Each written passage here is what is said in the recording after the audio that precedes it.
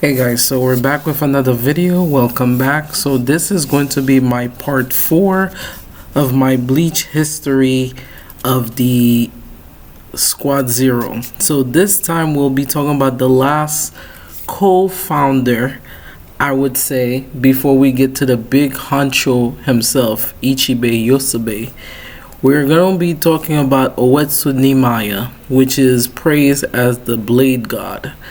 Now, I consider Uetsu Nimaya as a co-founder with Ichibe due to the fact that they're like the two oldest members of Squad Zero. Due to the fact that each of them predates eons or even thousands or even billion of years, depending on the history of the Bleach universe. We know that Uetsu Nimaya is not only powerful, but he created every single Shimigami's Bankai. By creating something called an Asauchi, he was able to pour the soul and understanding of the Bankai, and with the help of Ichibe, basically imprinting the names of each Zanpakuto and then sending it down to the Serite. Uetsu Nimaya is probably the most strangest yet funniest, and the good words of Jamaicans, the baddest bad man in the Bleach universe. Due to the fact that his abilities and his characteristics are very divine and strange. He is very metaphorically. What I mean by that, he reminds me of more of a killer bee merged with a philosopher. The way he predicts things and the way he talks may come off very gullible, but in reality, he's probably the second most dangerous person in the group besides Ichibe. If Ichibe has the ability to take off your whole abilities, Uetsu Nimaya could basically bypass all your defenses. With just him using any normal sword, he's able to empower that sword based on the touch of his creation.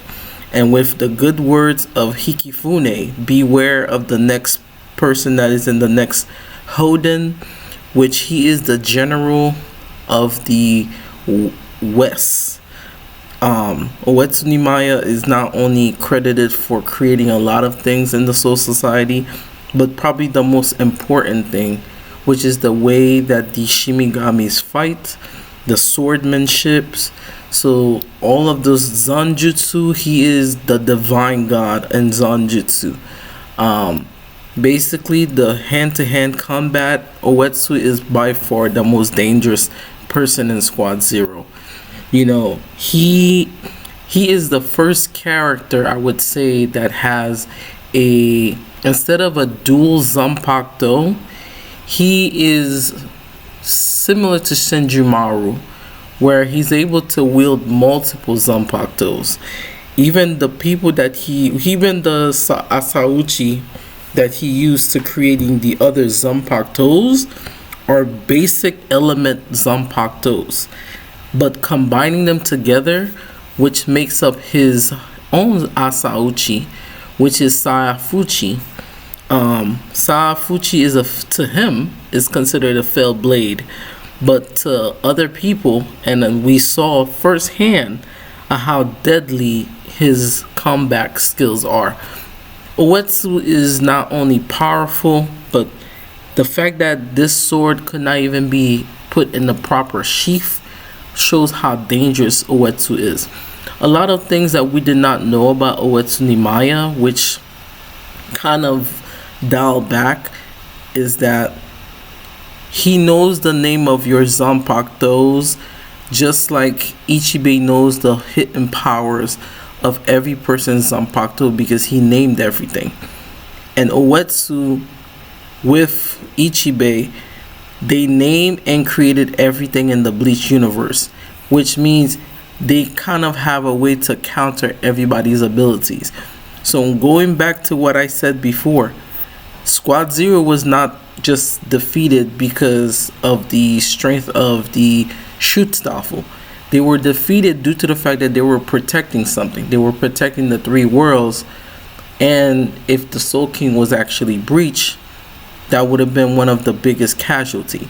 That's why even for the hint of how devastating each of their Bankais, I could even now say, going back watching Court 2 and Court 3, that Senjumaru's Bankai, even though it's powerful, is probably the least impressive when you think about the other ones did not even release their Bankai, which which make them even more dangerous when you think about it, because I think each of their Bankais is either crazier.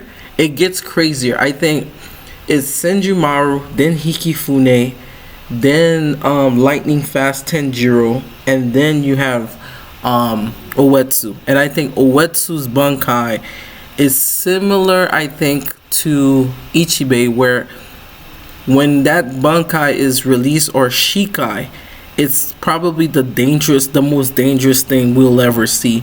Hopefully we'll get a glimpse of Uetsu Nimai's Bankai. And I would love to say this, and this is going to be the first time a lot of people are going to hear this.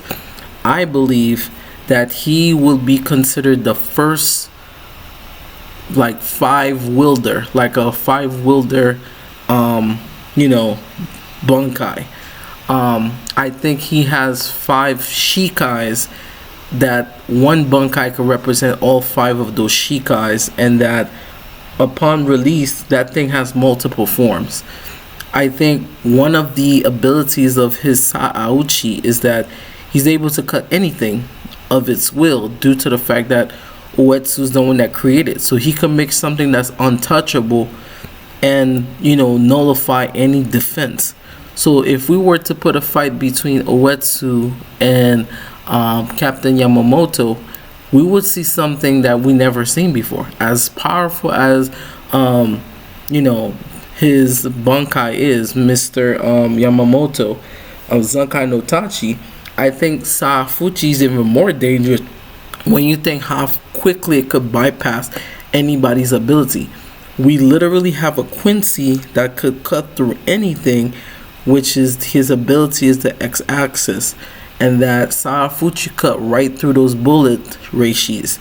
So looking at the scale of the fight of certain Quincy's and Squad Zero members, we could see the deflect of change of what's happening. Because when people start saying, oh, Yamamoto should have basically won against, I'm like, the fact that he fought with a fake Yuha, but Squad Zero actually had to fight Yuha for real, right? And I think what's scary is a lot of people didn't puzzle this.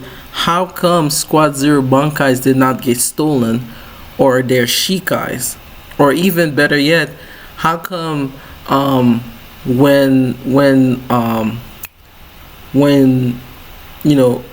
Ichibei released his Bankai, that Yuhaba couldn't steal it, right? There's a lot of things that goes into Bleach that a lot of people don't talk about, like how ancient certain characters are, and depending how large scale their Bankai covers, I think that plays a part in how large the quantity of what could happen if it's not properly managed, right?